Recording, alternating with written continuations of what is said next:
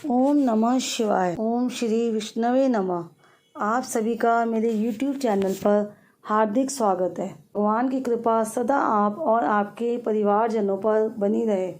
आप सभी से मेरा अनुरोध है, वीडियो को अंत तक ज़रूर देखिएगा। आषाढ़ का महीना 15 जून से शुरू हो रहा है।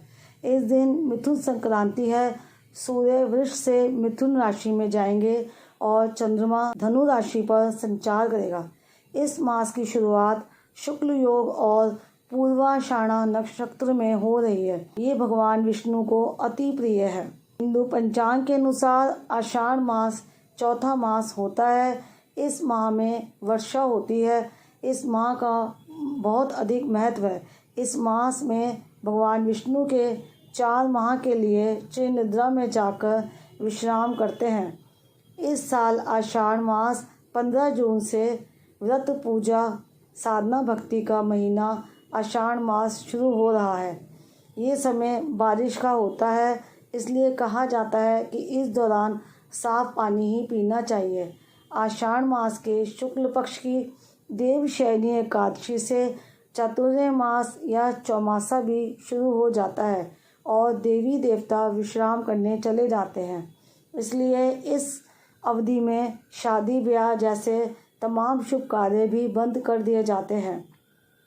हिंदू महीने में चैत्र से प्रारंभ होने वाले नव वर्ष में यह चौथा महीना है। अंग्रेजी महीने के क्रम से देखा जाए तो जून या जुलाई माह में ये आता है। जेठ और सावन के बीच में पड़ने वाले इस महीने से वर्षा ऋतु भी प्रारंभ हो जाती है। खास बात तो यह है कि ज्येष्ठ वैशाख मास की तपती गर्मी के बाद ये महीना वर्षा ऋतु के आगमन का सूचक है। आषाढ़ मास के धार्मिक कृत्यों के अंतर्गत एक भक्त व्रत भी किया जाता है, जिसमें पूरे मास ये व्रत चलता है। इस व्रत के तहत रखे जाने वाले उपवास में सूर्यास्त से पहले ही भोजन कर लिया जाता है और जितनी भूख हो उससे कम ही खाया जाता है। इस उपवास में भोजन की सीमा भी बताई गई है। मुनि हैं या पूर्ण संन्यास में हैं, वो सिर्फ 8 ही ग्रास खा सकते हैं। जो लोग वानप्रस्थी हैं वो 16 ग्रास का सेवन करते हैं और जो गृहस्थ लोग हैं वो 32 ग्रास तक खाना खा सकते हैं। इस प्रकार ये उपवास पूर्ण होता है। व्रत पूर्ण होने पर खड़ाऊ, छाता, नमक तथा आंवलों का ब्राह्मण को दान दिया जाता है।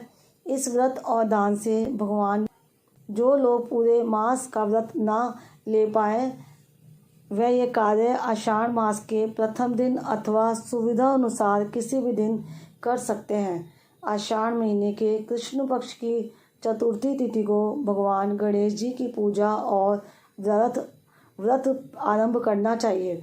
इस बार ये तिथि 17 या 18 जून को पड़ रही है। इस व्रत में गणेश जी के कृष्ण पिंगाश रूप की पूजा करनी चाहिए। गणेश पुराण में आषाढ़ महीने की संकटी चतुर्थी व्रत के बारे में बताया गया है। इस व्रत का पूरा फल कथा पढ़ने पर ही मिलता है और आषाढ़ के महीने की एक पौराणिक कथा है जो कि इस प्रकार है। प्राचीन काल में रतिदेव नामक प्रतापी राजा थे। उन्हीं के राज्य में धर्मकेतु नामक ब्राह्मण की 2 स्त्रियां थीं। एक का नाम सुशीला तथा दूसरी का नाम चंचला था। सुशीला नृत्य करती थी जिससे उसका शरीर दुर्बल हो गया था। वहीं चंचला कभी कोई व्रत उपवास नहीं करती थी। समय बीतने के साथ सुशीला को सुंदर कन्या हुई और चंचला को पुत्र प्राप्ति हुई। यह देखकर चंचला सुशीला को ताना देने लगी कि इतने व्रत उपवास करके शरीर को जर्जर कर दिया, फिर भी कन्या को जन्म दिया। मैंने कोई व्रत नहीं किया तो भी मुझे पुत्र की प्राप्ति हुई।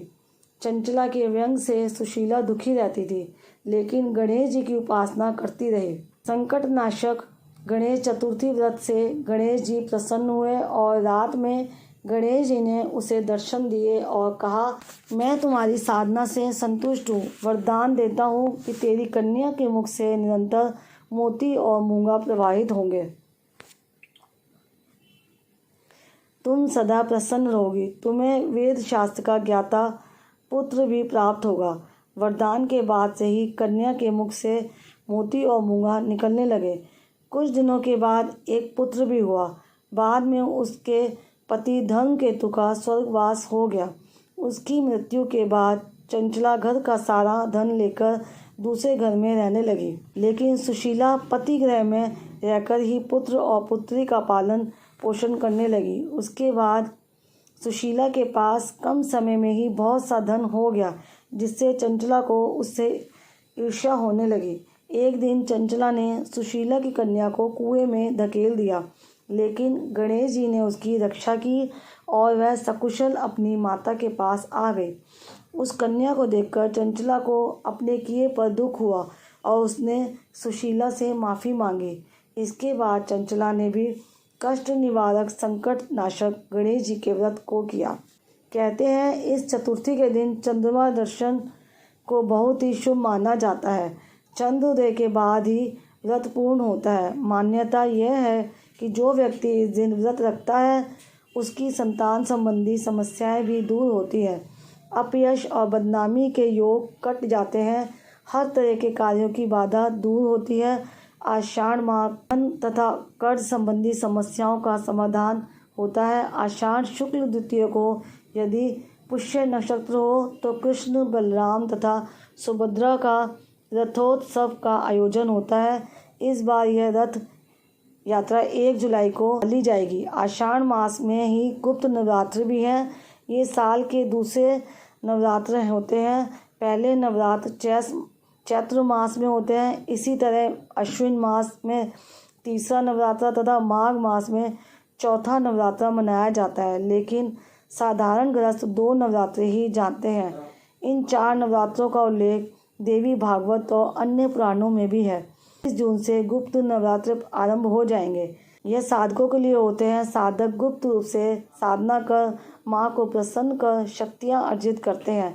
इसी तरह आषाढ़ शुक्ल पक्ष की अष्टमी के दिन महिषासुर मर्दिनी दुर्गा को हरिद्रा कपूर तथा चंदन से युक्त जल में स्नान कराना चाहिए। तदंतर कुमारी कन्याओं और ब्राह्मणों को सुस्वाद मधुर भोजन कराया जाए। तत्पश्चात दीप जलाना चाहिए। दशमी के दिन पर लक्ष्मी व्रत तमिलनाडु में अत्यंत प्रसिद्ध है। आषाढ़ी पूर्णिमा का भी बहुत महत्व है। पूर्णिमा के दिन उत्तराषाढ़ा नक्षत्र होने पर 10 विश्व देवों का पूजन भी किया जाता है। पूर्णिमा के दिन खाद्य का दान करने से विवेक तथा बुद्धि प्राप्त होती है। शुक्ल पक्ष की सप्तमी को व्यवस्थित सूर्य की पूजा होनी चाहिए। आषाढ़ महीने के शुक्ल पक्ष की सप्तमी तिथि पर सूर्योदय से पहले उठकर भगवान सूर्य को जल चढ़ाकर विशेष पूजा करनी चाहिए। इसके साथ ही व्रत भी रखना चाहिए। इससे बीमारियां दूर होती हैं और दुश्मनों पर जीत मिलती है। भविष्य पुराण में भी भगवान सूर्य को जल चढ़ाने का महत्व बताया गया है। आषाढ़ मास की कृष्ण पक्ष की एकादशी को योगिनी एकादशी कहते हैं। इसके व्रत से समस्त पाप नष्ट हो जाते हैं। यह इस लोक में भोग और परलोक से मुक्ति दिलाने वाली है। ये तीनों लोकों में प्रसिद्ध है। इस दिन लोग पूरे दिन का व्रत रखकर भगवान नारायण की मूर्ति को स्नान कराकर भोग लगाते हुए पुष्प धूप दीप से आरती करते हैं। गरीब ब्राह्मणों को दान भी दिया जाता है। इस एकादशी के बारे में मान्यता है कि मनुष्य के सब पाप नष्ट हो जाते हैं तथा मोक्ष की प्राप्ति होती है। आषाढ़ शुक्ल पक्ष एकादशी तिथि को भी व्रत किया जाता है। ये एकादशी स्वर्ग और मोक्ष प्रदान करने वाली एवं संपूर्ण पापों का हरण करने वाली है। इसी एकादशी से चतुर्दश मास व्रत भी प्रारंभ होता है। इस दिन से भगवान विष्णु क्षीर सागर में शेष नाग की शैया पर तब तक शयन करते हैं जब तक कार्तिक शुक्ल मास की एकादशी नहीं आ जाती। आषाढ़ मास के शुक्ल पक्ष की पूर्णिमा को गुरु पूर्णिमा अथवा व्यास पूर्णिमा कहते हैं। इस दिन लोग अपने गुरु के पास जाते हैं तथा उच्चासन पर बैठाकर माल्यार्पण करते हैं तथा पुष्प फल वस्त्र आदि गुरु को अर्पित करते हैं। यह गुरु पूजन का ही दिन होता है, जिसकी प्रथा प्राचीन काल से चली आ रही है। तरह से संपूर्ण आषाढ़ मास साधना का पर्व है जिसकी सभी को लाभ उठाना चाहिए। उम्मीद करती हूँ आज की ये वीडियो और जानकारी आषाढ़ महीने के बारे में आपको पसंद आई होगी। वीडियो अगर अच्छी लगी है तो वीडियो को लाइक और शेयर ज़रूर करिएगा।